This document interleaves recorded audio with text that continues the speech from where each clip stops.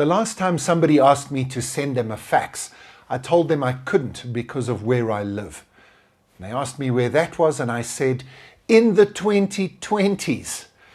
And so they let me scan it and send it as an email attachment. Thank you. Well, I wonder when the last email will be sent. I hope it's soon.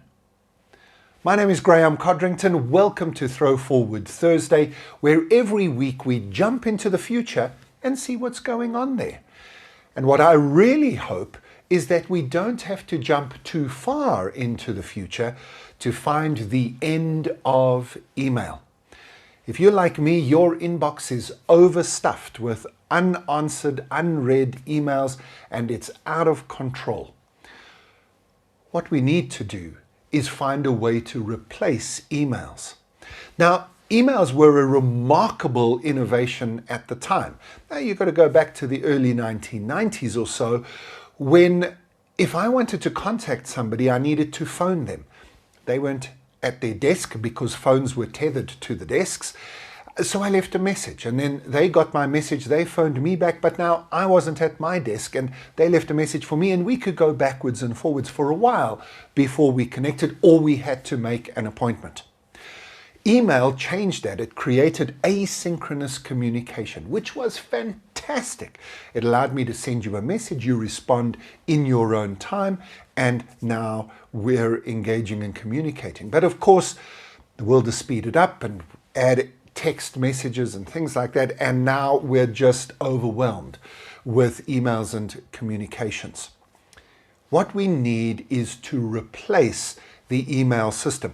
Just like we replaced faxes, just like we replaced telegrams, just like telexes were replaced, and just like in some countries at least, the simple post office is being replaced.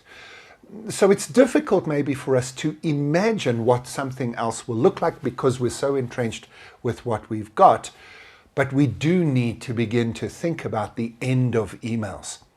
It's not going to come with one solution, one thing that replaces all emails.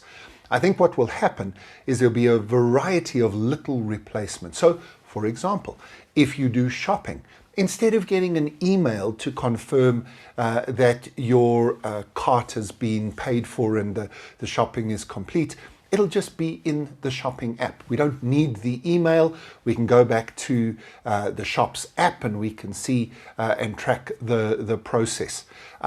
Internal team communications can be replaced with a productivity app, which then keeps all of your communications together and provides some searching and hashtagging functionality, which is way better than emails anyway. And we could ban marketing communications via email and spam and so on. So I think it's going to be a thousand little cuts into the email beast that finally kills it.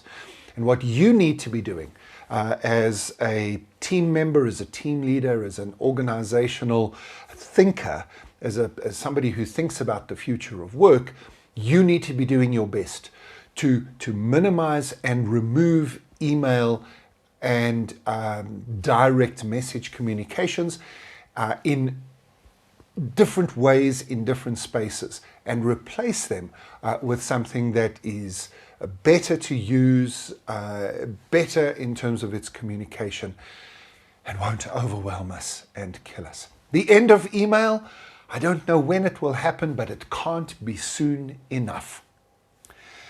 As always, thank you for joining me in Throwforward Thursday land.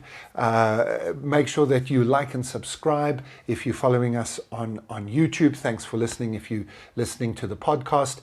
And you can interact with us by going to the website askaboutthefuture.com and leave us any messages, comments or questions there. We'll reply to them all.